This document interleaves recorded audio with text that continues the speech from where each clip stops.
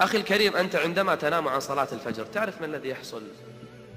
الملائكة صعدت وأرسلت الكشوف، كشوف الأسماء كلها، وفلان غير موجود، فلان ما صلى الفجر يا رب، أين فلان؟ هو أعلم به. قالوا تركناه وهو نائم، أو تركناه وهو يلهو، أو تركناه وهو غافل. كان في عهد محمد عليه الصلاة والسلام عبد الله بن أبي بن سلول يصلي الفجر، رأس المنافقين يصلي الفجر، لكن كيف يصلي؟ كسلان، يتثاقل. لهذا أثقل صلاة على المنافقين ما هي؟ الفجر والعشاء، يصلونها لكن بثقل وبكسل. وانظر إلى من يصلي صلاة الفجر، بعضهم يصلي وهو نائم، أو يصلي وما درى الإمام ماذا قرأ. ما السبب أيها الإخوة؟ انظر إلى المسلمين بعد ساعة أو ساعتين، في الساعة 7 صباحا تزدحم الشوارع وتضطرب الطرق ويصدر الإزعاج. ما الذي حدث؟ خرج الناس من البيوت إلى أين؟ إلى مكان عملهم. سبحان الله، ألم يكن في هذه البيوت أحياء قبل ساعة أو ساعتين؟ أليس في هذه البيوت مسلمون قبل ساعة أو ساعتين يأتون لصلاة الفجر؟ ما تدري كيف تجيب على هذا السؤال. للدنيا خرج الألوف المؤلفة، أما لصلاة الفجر ما خرج في المسجد إلا نصف صف. ما الذي جرى؟ تقول إحدى البنيات، تقول صعدت على سطح لي أنا وأختي، بنيات صغار، تقول في آخر الليل، وما كنا نصعد إلا آخر الليل حياء.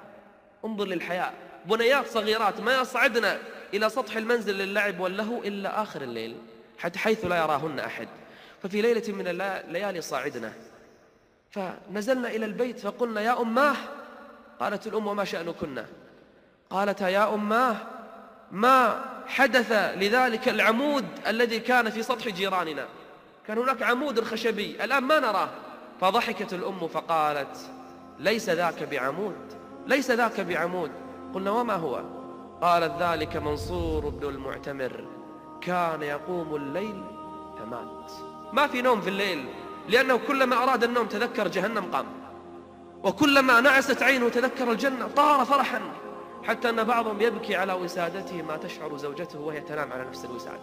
أتعرف أخي الكريم أنك لو صليت الفجر وخرجت من يومك وفي ظلام الليل ولا ترى إلا شخصك يمشي، ولا تسمع إلا قرع نعليك، ولا تنظر يمنة ويسرى إلا ظلك، ما في أحد يمشي غيرك، وأتيت إلى بيت الله لتصلي صلاة الفجر وقد غلبك النعاس، وقد هجرت الفراش، وقد طويت ذلك الفراش لتأتي لله جل وعلا لتركع ركعتين ثم ترجع إلى الفراش، أتعرف ما أجرك؟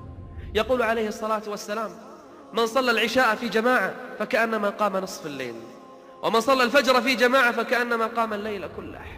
بل أخبر أنه في ذمة الله. أخي الكريم، اسمع لهذا الحديث العظيم الذي أسأل الله عز وجل أن يقذفه في قلبك فتقوم صلاة الفجر. يقول عليه الصلاة والسلام بشر، بشر يعني تعال بشر أولئك. من هم يا رسول الله؟ قال بشر المشائين في الظلم بالنور التام يوم القيامة. نعم، إن الفجر لظلام، وإن الناس في هدوء وسكون، وإن الناس في نوم وسبات عميق. يقوم هذا من نومه ويفتح باب بيته، تكاد تسمع صوتا عليه من آخر الشارع، لأنه لا يمشي غيره، فيمشي ويقرع عليه حتى يأتي إلى بيت الله، فيدخل وقد مضى على الأذان 10 دقائق، وظن المسكين أن الصف الأول قد امتلأ وأنه لن يدرك إلا الصف الثاني أو الثالث، فيدخل فيستغرب ولا يرى إلا المؤذن، فيقول له أصليتم؟ فيقول لا، ولكن لم يأتي أحد. لا حول ولا قوة إلا بالله. اثبت يا عبد الله ولو كنت لوحدك، لا تقل أنام مثل الناس، لا تقل أنا غيري أنامه فقط لوحدي. اسمع، فإن يوم القيامة ظلمة شديدة. هذه الشمس التي تراها تكور والنجوم تتناثر وتنكدر، ويوم القيامة ظلمة في ظلمة، وبعض الناس يحشر أعمى، نسأل الله العافية. في ذلك الظلام من الناس من يكون نوره كالجبال وكمد البصر، ومنهم من يكون نوره كأصبع في قدميه، نوره لا يكاد يضيء إلا أصبع قدميه، يضيء مرة وينطفئ مرة. ومنهم من يمشي في ظلام يوم القيامة في المحشر، ظلام ما يرى شيء، بل منهم في ذلك الظلام أعمى، نسأل الله العافية.